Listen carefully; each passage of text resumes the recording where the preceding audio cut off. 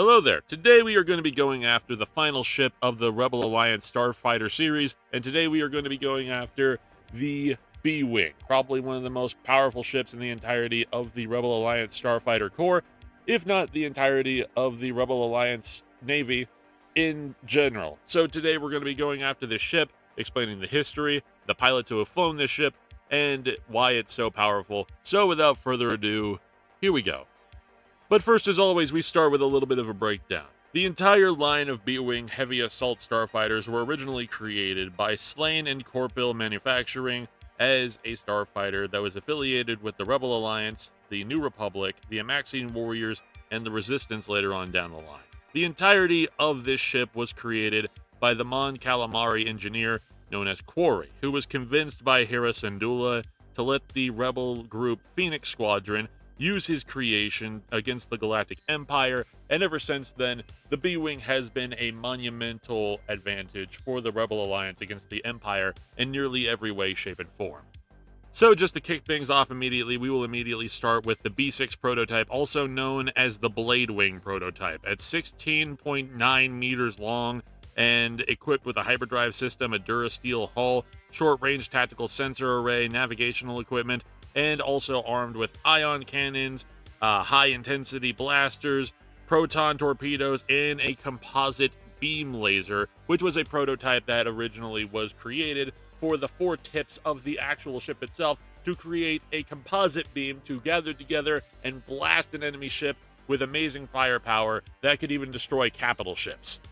But immediately after the Blade Wing prototype was the actual OG B-Wing starfighter that we see in Return of the Jedi, and that of course is the A/SF-01 B-Wing starfighter, which was originally used during the Battle of Endor and which was used by a lot of different factions in the entirety of the actual Rebel Alliance itself. At 16.9 meters in length, 2.9 meters in width, with a height and depth of 2.5 meters or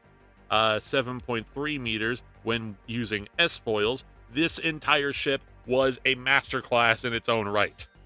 The entirety of the ship itself was readily equipped with 6 ion engines with 4 thrusters, a Class 2 hyperdrive, a hyperdrive motivator, power converters, shield generators, sensor arrays, computer tracking systems, low-power targeting lasers, navigational computers, powerful ECM packages for countermeasures against different ships, as well as 3 ion cannons, 1 heavy laser cannon, and 1 to 2 twin auto blasters, or, and this is an alternative version, 4 laser cannons, multiple ion cannons with an ordnance of multitudes of different torpedo launchers, as well as laser-guided bombs in an alternate configuration with, of course, the composite beam laser with an ejector seat, an ejectable pod, a week's worth of consumables, life support, and S-foils, as well as a gyroscopic control to make the entirety of the body of the B-Wing itself rotate around the entirety of the cockpit.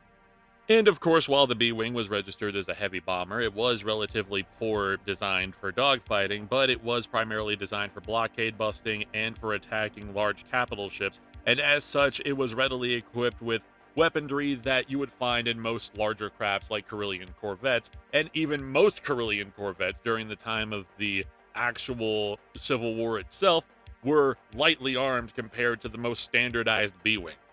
And recognizing the full firepower of the B-Wing itself, and after a successful test strike against the Galactic Empire, there were some individuals who were sympathetic to the rebellion who found an actual manufacturer that agreed to further develop the B-Wing in secret, as the production line of the A/SF-01 B-Wing starfighter was produced by Slane and Corporal, working with Quarry, the Mon Calamari engineer that designed it originally. And of course, the individual that secretly funded this entire thing was none other than, of course, our main boy, Bail Organa, who is just an amazing person in general, because now he's responsible for the B-Wing, and now I have to love him even more. And honestly, it would be about this point in time where I talk about the B-Wing Mark II and the B-Wing Mark III, but really there's no reason to do that, considering the fact that the A/SF-01 B-Wing starfighter is basically the ultimate variation of the starfighter itself, because there are really no upgrades that anybody made to the actual B-Wing to justify calling it anything different. There were no upgrades made to the B-Wing. There were no suitable upgrades or different variations of technology that were added to the B-Wing as a whole, the B-Wing just stayed the B-Wing, and the B-Wing became an extremely powerful tool utilized by the New Republic and the Resistance to fight against the Empire and the First Order. In fact, the only real change to the B-Wing that I can find throughout the entirety of Star Wars and Legends continuity is the fact that the original designer for the B-Wing itself, from the perspective of Legends continuity, is the fact that the B-Wing is created by Gale Akbar with the assistance of the Verpines. The Verpines themselves, of course, being a sentient insectoid species who were hermaphroditic and who also were very well known for their technological aptitude and were very essential to the creation of the B-Wing itself. And of course, Gale Akbar being, well, obviously Admiral Akbar. You all know who he is, you all know what he's fought for, you all know who the man is. Respect to him and respect to every single other Mon Calamari responsible for saving the entirety of the Resistance ass, as well as the Rebel Alliance.